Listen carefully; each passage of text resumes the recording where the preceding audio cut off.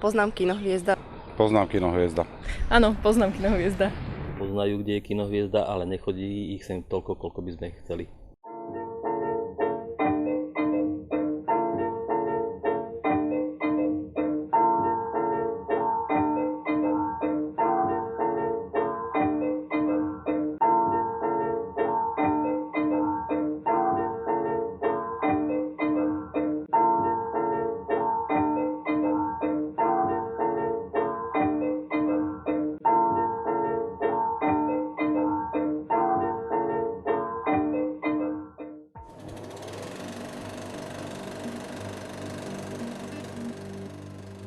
Hviezda bola spustená do prevádzky v roku 1971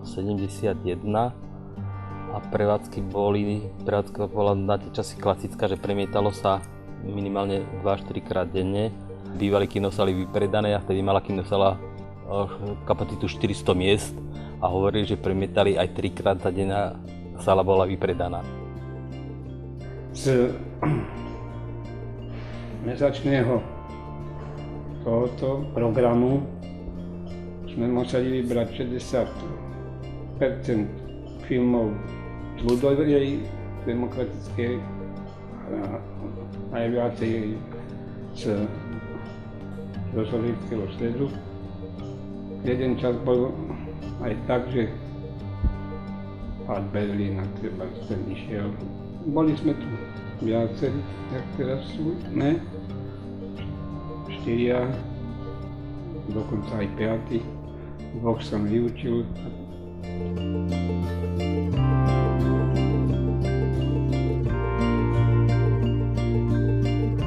je také moje kino, rád sem chodím a také, že do tohto kina som vždy chodil od malička, takže keď idem na nejaký film, si pozriem, že kedy ten film dávajú práve vo Hviezde. Najväčšia návštevnosť bola asi tak v roku 2004, kedy mám zaznamenaný, že tu prišlo za rok nejakých 64 000 ľudí.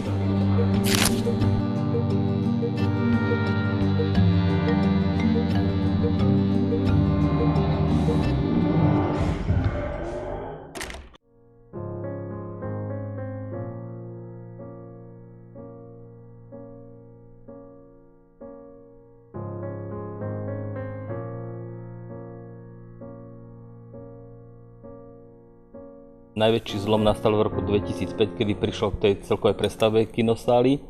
V podstate sa kinosála celá vybúrala, urobil sa to nový zvuk, sedačky, opona sa vymenilo sa plátno. A druhý zlom bolo v roku 2011, keď prišlo k digitalizácii kina. Prišlo k výstavbe Maxu v Trnave. Dostali sme sa, dá sa povedať, do takého druhého radu, že sme nedostávali premiérové filmy. A tým prišlo k zníženiu počtu návštevníkov aj celkových tržieb a mesto nás muselo dotovať. Tam sú 3 sály, pokiaľ ja viem, ale ináč je tu pohodlnejšie sedenie, lepší obraz a ne tak silný zvuk, jak dávajú oni. Pred 2 rokmi sme boli v strate až okolo nejakých 60 000 eur. Vstupné je tu dosť drahé, 5 eur. A podľa mňa každý má už tú techniku doma, takže si to nahrá na DVDčku a pustí si to cez televízor. Ale ľudia sú radi chodia sem, niekedy. Máme noc v kine, bolo vypredané, som sa čudoval aj sám, ale dobre to bolo. Keď sme naháňali digitalizáciu, tak sme chceli urobiť z kina také ľudovejšie kino. Počítali sme s tými vstupnými, že by bolo na úrovni tých 4 eur maximálne, 3-4 eur. A hovorím, distribučné spoločnosti nás donútili do týchto súm, že premiérový film nás stojí 5, 3Dčko 7 a nie je veľa ľudí, ktorí by si to mohli dovoliť. Ťažko povedať, že ako sa to rozvinie, treba prebudovať kino nie iba na kino, ale treba to prebudovať na také kultúrne stredisko, aby sa tu pokračovalo v tejto tradícii, ktorá sa začala, že kino by neslúžilo iba ako na premietanie, ale slúžilo by na rôzne akcie, kultúrne vystúpenia, malé divadelné formy, malé koncerty. A pretože sa mi vidí, že tu v Trnave ako v krajskom meste takéto stredisko tu chýba.